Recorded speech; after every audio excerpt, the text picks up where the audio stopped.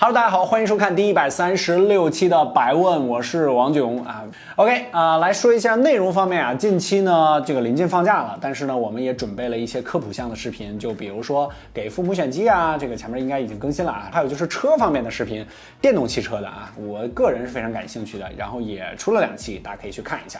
OK 咱们就干货多屁话少，看看第136期的百问有哪些小伙伴都提了什么问题。OK， 第一个是来自微博的小伙伴，叫 K 先生开心心啊，白哥，求推荐一款3000元以下打游戏比较好的手机，这个主要就是打游戏，别的都不在意，这个不要游戏手机。主要就是打游戏，还不要游戏手机，你好矛盾啊哥。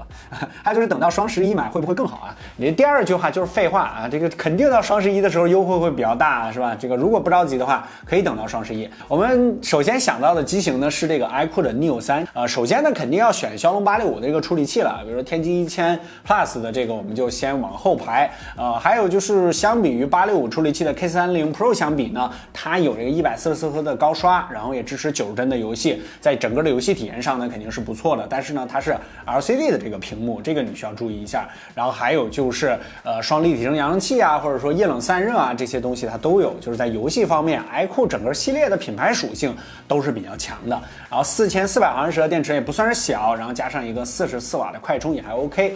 我觉得这个机器在游戏方面还 OK。下一个是来自百微星光的小伙伴拉风少年，这个王俊龙啊，小米前段时间发布了小米电视大师至尊纪念版啊，这个虽然电视买不起但是呢对那个 mini LED 显示屏还是挺感兴趣的，能详细谈谈吗？那个电视应该是我们国内第一批看到的啊，当时我是很早就这个体验了那个电视。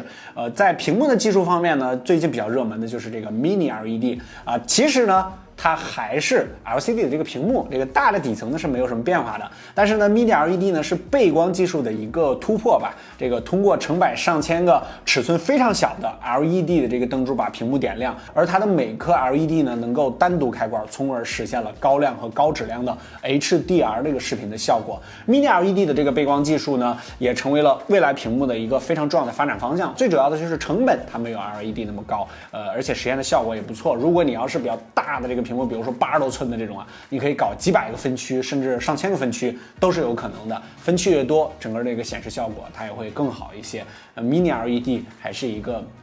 比较好的一个技术，而且成本也不是特别高。好，下一个是来自微博的小伙伴影影的小奴才，这个小白白，这个我的 iPad Pro 更新 iPad OS 14之后感觉发热和掉电非常严重啊。我们工作室呢也是第一时间更新的，我早上用这个 Goodness 做笔记20分钟就掉了12%，屏幕正中间呢还非常烫，更新的会好吗？这个我们在日常的体验中呢，屏幕中心很烫的这种情况是比较少出现的，可能是新的系统刚刚更新之后呢，它对某一些软件的优化呀，或者说某些软件针对新系统的这个优化，出现了一些小 bug， 或者说出现了一些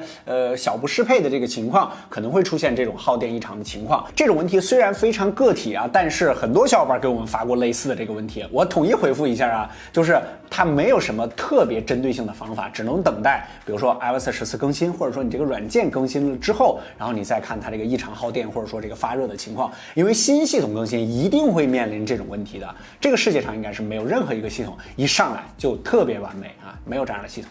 好，下一个是来自百明星罐的小伙伴吃葡萄吐葡萄皮儿，这个小白之前看了你推了手机的长截图软件，有没有网页版的长截图软件这个平时上班的时候要用到，我用的是谷歌浏览器我们有一个经常用的谷歌的长截图软件，这个给你分享一下还是老规矩，在我们的白微信公众号后台回复长截图这3个字这个会分享你一个在网页端用的一个长截图软件。我再跟大家说一句就是我们这里推荐的软件呢，经常都是我们自己用的，我们自己亲身体验过的这个软件，并没有什么恰饭这个我之前见到过很多小伙伴说这个推荐这个软件是恰饭，没有这个就是我们自己经常用的你可以去试一试。好，下一个是来自 B 站的小伙伴端午不胖现在应该刷中秋不胖是11不胖。俊龙 OPPO Find X2 Pro 和 iQOO Pro 选哪个这个现在线下呢这个2台机子差不多了平时日常使用和拍照，之前一直想入手 iQOO， 但是系统不太好这 OPPO 的 ColorOS 11系统出来了，实在不知道选哪个。这2个机器呢其实它的属性方面还是比较强的，比如说 iQOO Pro 续航是吧，地表最强10几分钟就可以充满，直接改变你的充电习惯这个还是非常给力的。然后另外还有就是相机方面 iQOO Pro 呢也是最新的这个 Gen-1， 然后 Find X2 Pro 这边呢它的系统确实优势是比较大的，这个 ColorOS 这个11相比于 iQOO 这边呢确实要更好用一些，而且针对于高刷的优化呢也要更多这个就看你的需求方面了。我们单纯论硬件配置方面其实还是 iQOO Pro 呢要更加高一些的，这个就看你的日常使用了。我个人可能更倾向于 iQOO 5 Pro 一些，因为我可能更硬件党一些啊。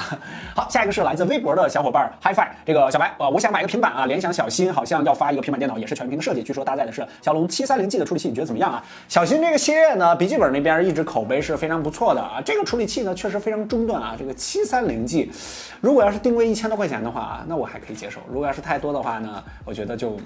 没有什么太购买的这个必要了啊。华为系的平板呢一直也都不错，还有新出的这个 iPad 8，2000元出头，这个也是一个很好的选择，而且它可以使用这个笔。如果你对 Pad 类的产品没有那么高的需求，然后它的这个本如果要在1500元以内或者说左右的话啊，颜值比较高，你比较喜欢的可以选择。OK， 最后一个问题是来自微博的小伙伴啊，这个小白无敌帅，这个请问前几天关于父母手机使用情况的调查是要出选机视频吗？不要等太久，什么时候出啊？不要以为你长得像吴彦祖就可以不回话了。这个视频当你看到这期百问的时候，应该已经上线了啊。给大家总结一下，因为当时我们讨论的选题呢是苹果还有就是安卓的各自的这个优势，然后我们也针对性的出了一些机型的这个推荐。然后我个人的选择呢，就是如果你预算够多，然后呢比较想省心的话，肯定是选择 iPhone。如果你预算没有那么多呢，或者说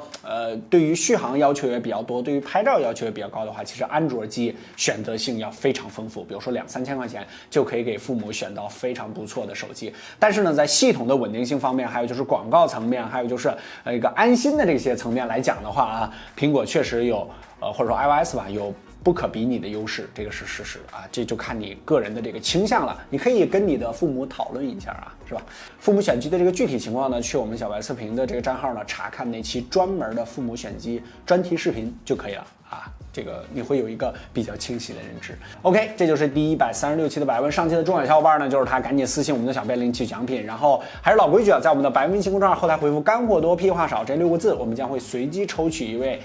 小伙伴，每周啊都送出一个科技数码的一个礼物，蓝牙耳机啊，什么无线充电宝啊这类的东西。